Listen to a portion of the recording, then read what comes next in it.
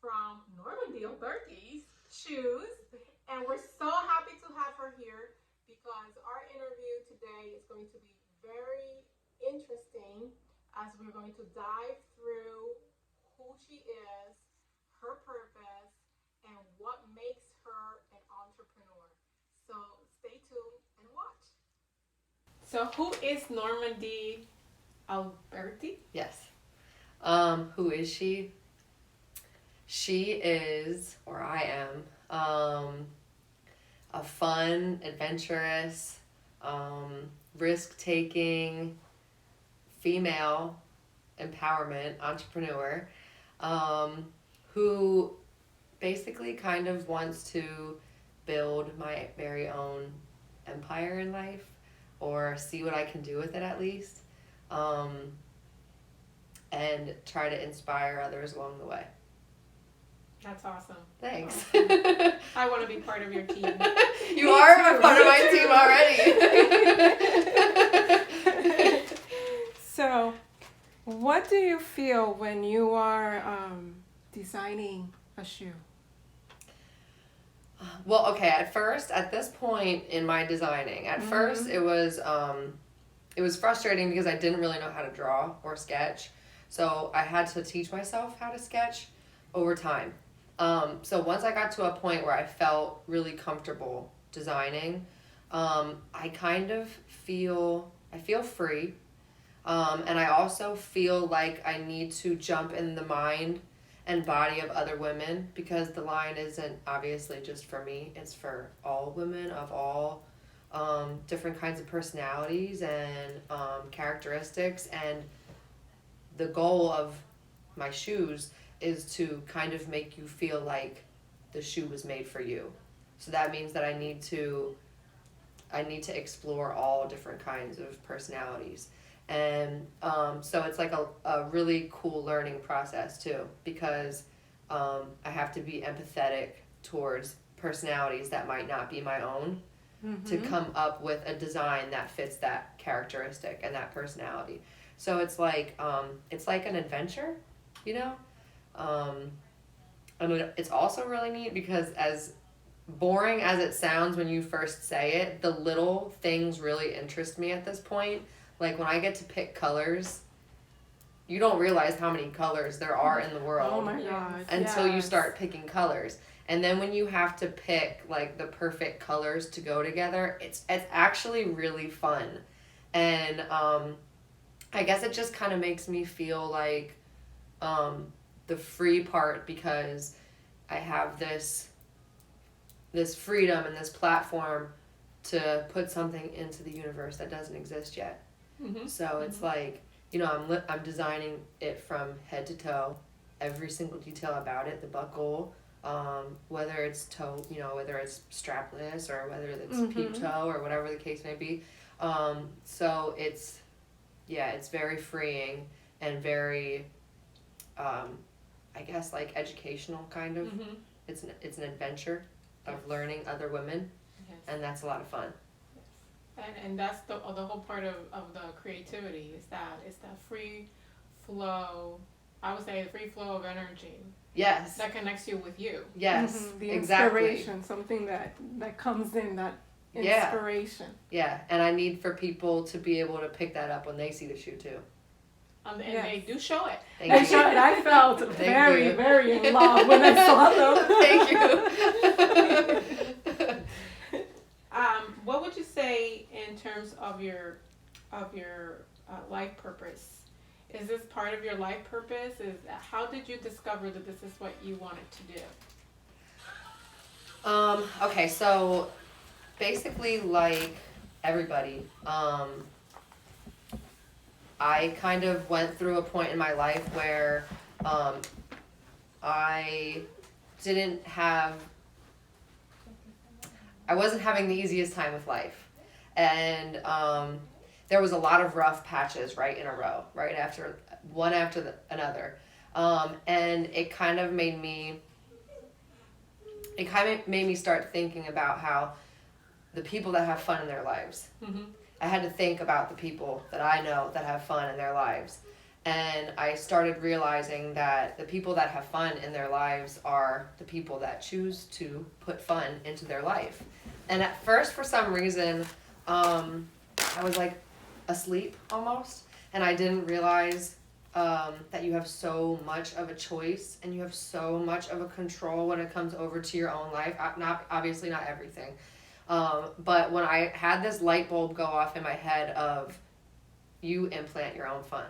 Like, fun doesn't come to you, you create fun. So that's where I really started having fun with my life. And the shoes were one of a couple avenues that I was exploring. And it just seemed like I was praying and asking for signs, and the shoes were 1000%. Like, it was very in my face. So I definitely feel like part of my life purpose is here. At least like the fun part of Normandy, and like the Normandy that gets to choose my own life path. It started with the shoes. You know, like the shoes were like the first physical manifestation of me deciding that I was going to make my life fun and that I wanted to see where I could go with it. So yeah, it's definitely a part of my purpose. That's great, because a lot of entrepreneurs, you know, when we talk about why do you want to be an entrepreneur, we always say it has to be something that is passionate, and at the same time it gives you purpose. Right. Because the money itself is not going to be No, you can be miserable. I mean, and it's rich. not just Miserable the and end rich. goal. Let's say it's not the end goal. You want to have fun with what you're doing. Right. That's the whole Now, thing. like surface level, designing shoes, no, that's not my purpose. What my purpose is the ability to design things that make women feel like themselves and that you should love those pieces of yourself. Mm-hmm. You know, like if you are angry today, it's okay to wear it.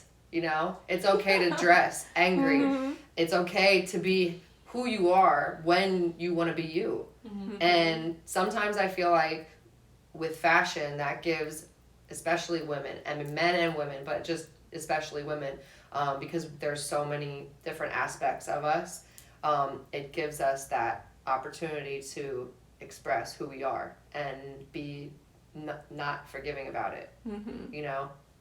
Yeah. So that is where the purpose came in. I get it now. Like, the shoe is one manifestation of your purpose. Yeah. So it's basically imagination creation and bringing that in your designs Yes. in a way that Yeah. women, men, whoever you want to inspire through your design gets to express their Exactly. emotions. Exactly. And who they It's are. all about expression. And, you know, it just happened to be for me that I felt connected to fashion. In my life, I've always wanted to dress up. I've always wanted to wear, you know, I don't like to explain things often. So I feel like if you can get a glimpse of who I am through what I have on, then that's less explaining I have to do, you know? And it's like, it's in your face, kind of. Mhm. So, yeah, I mean, it's just, the shoes are exactly what you said, a manifestation of this, like, diving into expression. Good. So I have another question for you. So, how would you describe the way that you, and I think you have said this, but we want to hear it again. Okay. How you relate to your clients? Okay, so, I relate to them basically by kind of diving into their shoes. No pun intended, but you kind of, you know, like taking being empathetic means like you're really taking on who they are. And so, especially over the past couple of years, I've had the opportunity to meet a whole lot of different women. And when I meet them, I really try, it's not judging, it's just like really trying to understand who they are and why they are and what parts of themselves they like and what parts of themselves they might not like or maybe they're shy about.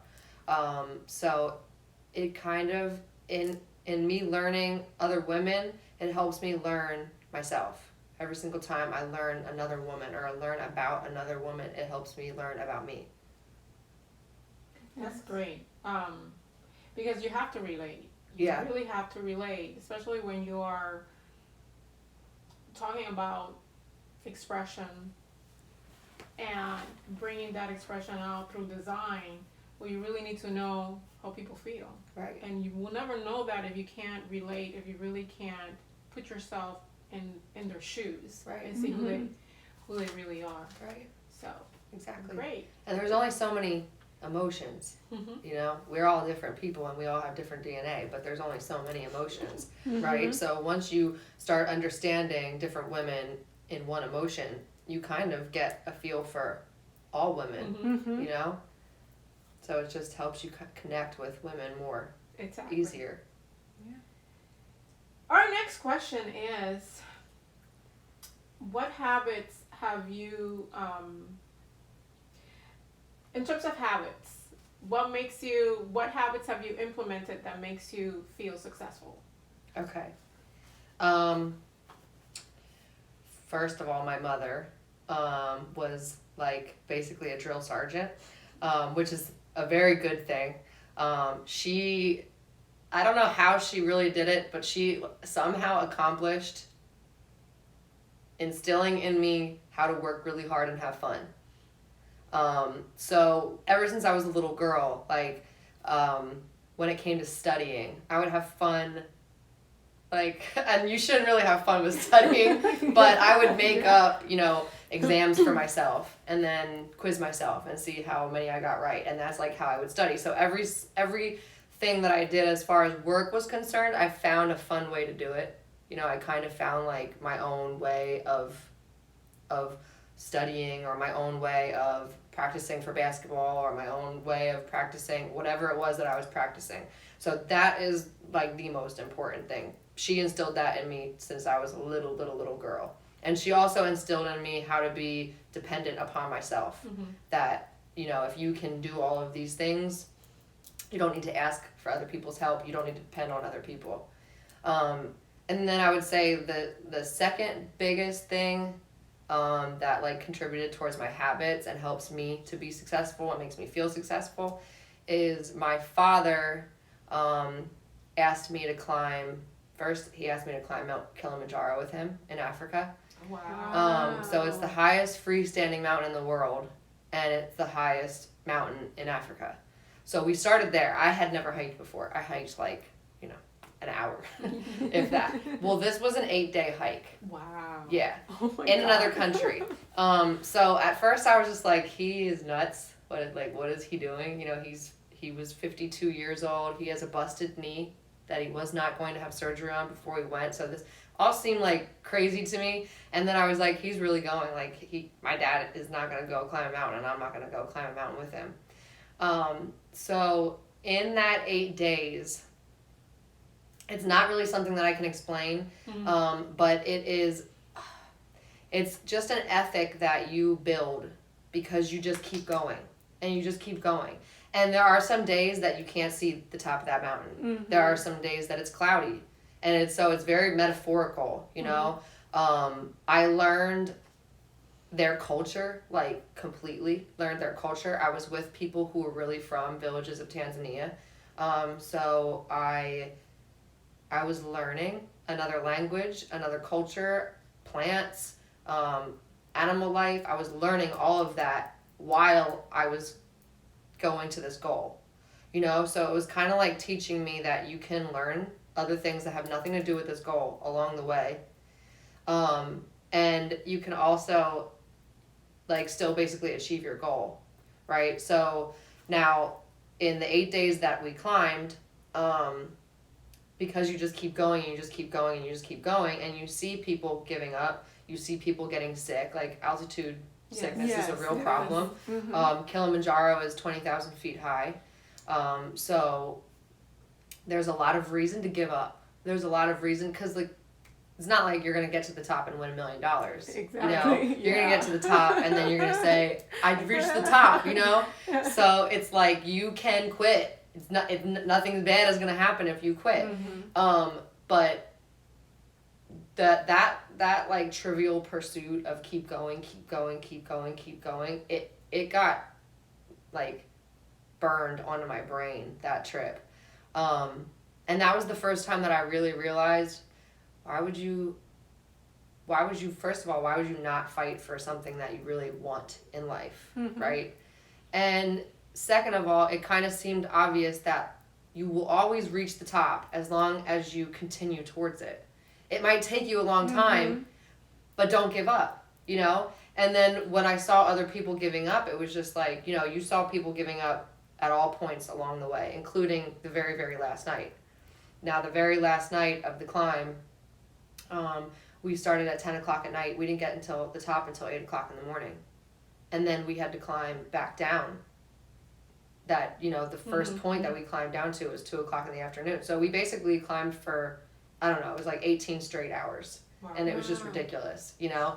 And so the last, while you're climbing in the dark at midnight, you know, and you've already done this now for 7.5 days, and now this is like 3 hours in, 4 hours in, 1 o'clock, 2 o'clock, 3 o'clock in the morning, you have to go into this place that you didn't know existed until you got there, you know? So I found this inner part of myself that I had to talk to in my head along the way. And I know that sounds crazy, but it was just like continually motivating myself. Oh no, that's not crazy. I do it all the time. But it's beautiful. Like once you find that, you know, you realize now at the time, like your brain isn't clear. So once you get back down, you realize like you pushed yourself to the top. Like you pushed yourself to do something that you didn't have to do.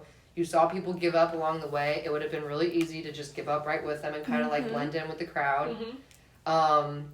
But it just seemed so like you've come all this way.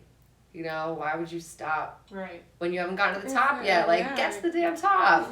So it's just, those two things have really, really impacted my life and my work ethic. And it's just like, I don't know how to give up now. I'm going to get there eventually. No matter what goal I set for myself, I'm going to get there eventually. I just have to keep going. Yeah, that's a great mindset. Yeah, because some people do give up. A lot of people give up. You know, a lot of people give up. When it gets because when you're almost getting there, it's when it gets a little bit tougher. And the closer you get, the more challenging it is. And it's just like that mountain. The closer that you get to the top, the more challenging it is. Right. So, but that's a way of conquering also fear. Yeah. You know, because some people don't go into business or give up really easily, and it's because of the fear of failure. And sometimes sometimes the unknown. Like you don't scares know. people, That yeah. scares people. But that's the best part Yeah. about life is the unknown. The unknown. You know, when you enter the unknown, it's just like, I don't know, like gift baskets are waiting. You know? That's right. You know? Dare to go to the unknown. Exactly. Yeah. Exactly. So our next question is, have you had failures, and what have you learned from them? I've had a lot of failures, a lot. So I've been, just specifically with the shoes, I've been working on the shoes for over 5 years. Plenty of failures. Some which I had control over, some which I didn't have control over. What I learned from them was that it's kind of the same mindset of things aren't going to be perfect. Things are not going to always go your way. And the more failure you meet, the more you realize that. And not only that, but the more failure you meet, the more you know yourself. You get to know yourself through failure. Because it's like when you feel crappy about yourself, when you feel like you lost, when you feel like you didn't accomplish what you set out to do, you kind of get to a point where you either give up or you realize like, I'm meant for this, I'm made for this, I'm going to keep going. And my failures have definitely made me realize that I'm a lot stronger than I ever gave myself credit for. And it is a lot of the reason why I'm proud of myself. Very good. Very good. What makes you feel proud of yourself?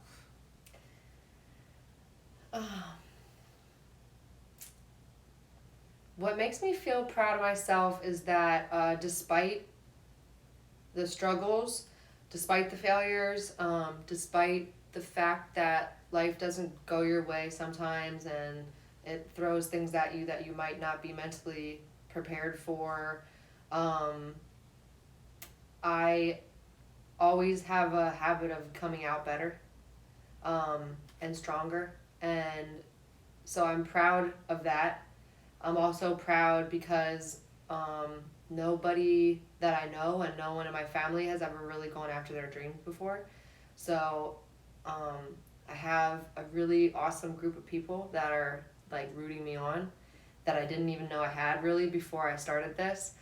So I'm really proud of the people that I have in my life that support me.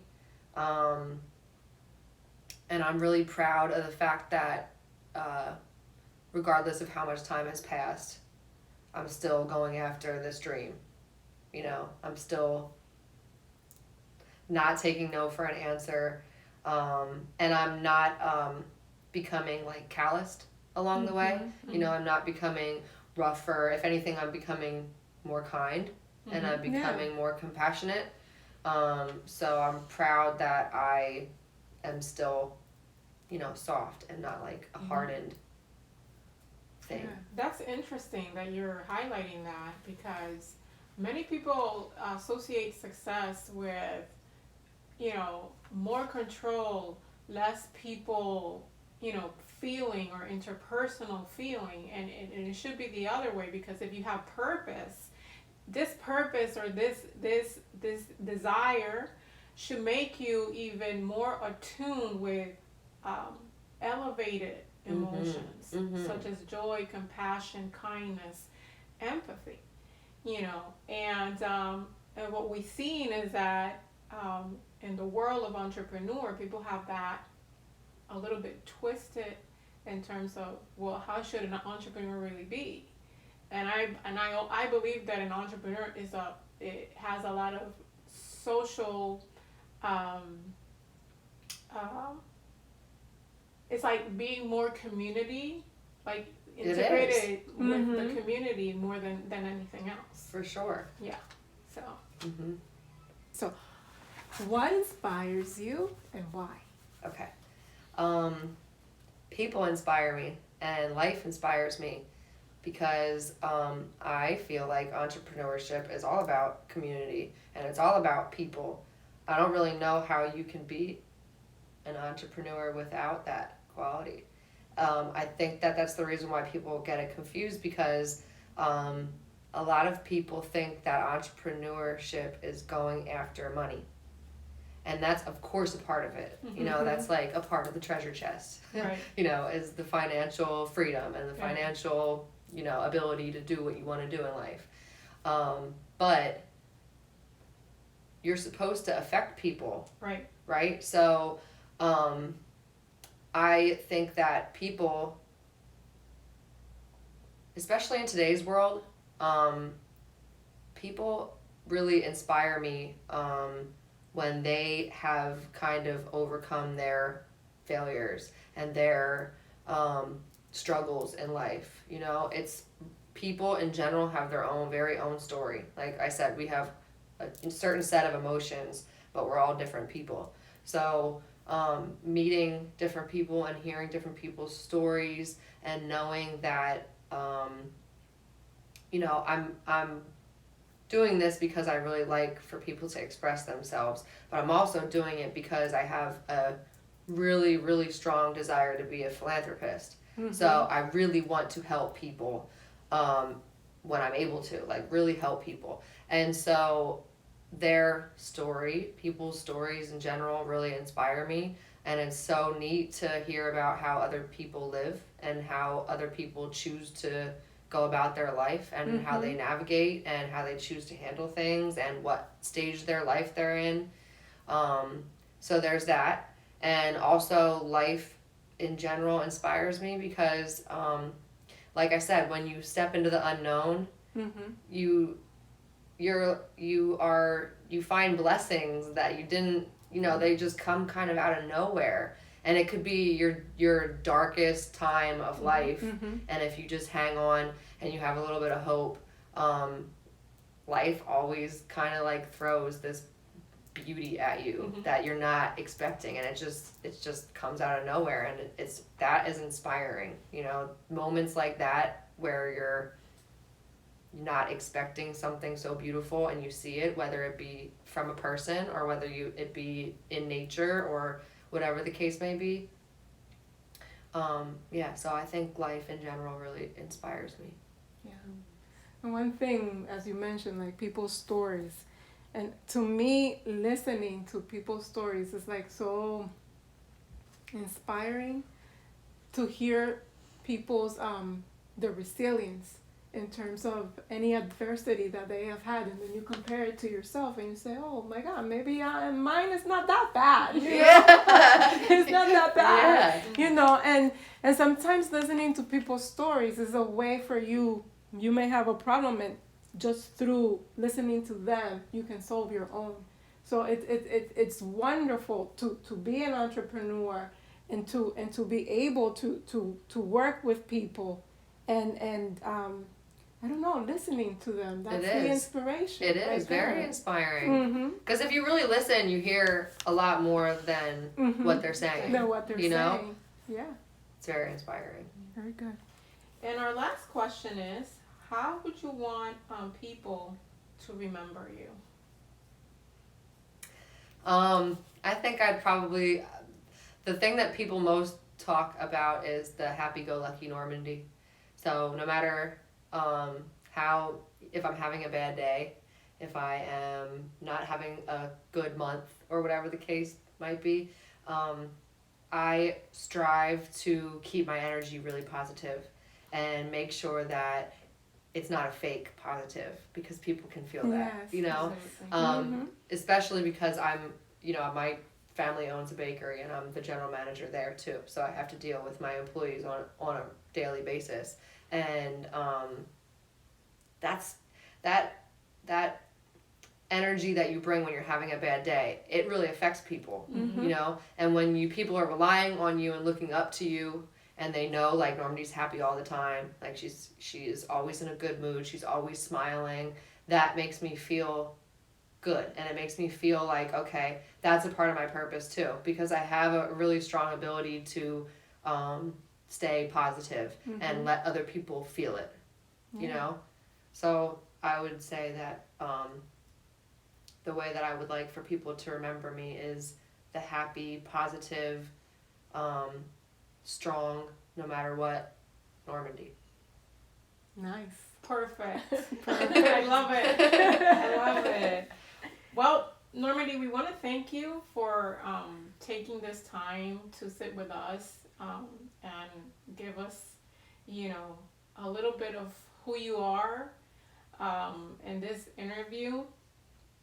And I see this as a way of you inspiring other women to really go for their dreams. Thank you. And that, nothing is impossible. Everything is possible. Everything. Especially if they practice some of the things that you mentioned, like being strong, having a purpose, incorporating that no matter what's going on, I'm going to keep going, keep striving for what I want and not giving up. You can never give up on your dreams. That's one thing that we should all be telling ourselves every day. We should never give up on our dreams. Never. Thank you very much. Thank you, ladies, for having me and for giving me the opportunity to answer questions that no one's asked me before, and to learn a little bit more about you guys and myself. So thank you. Thank you. Thank you. See you soon. Okay.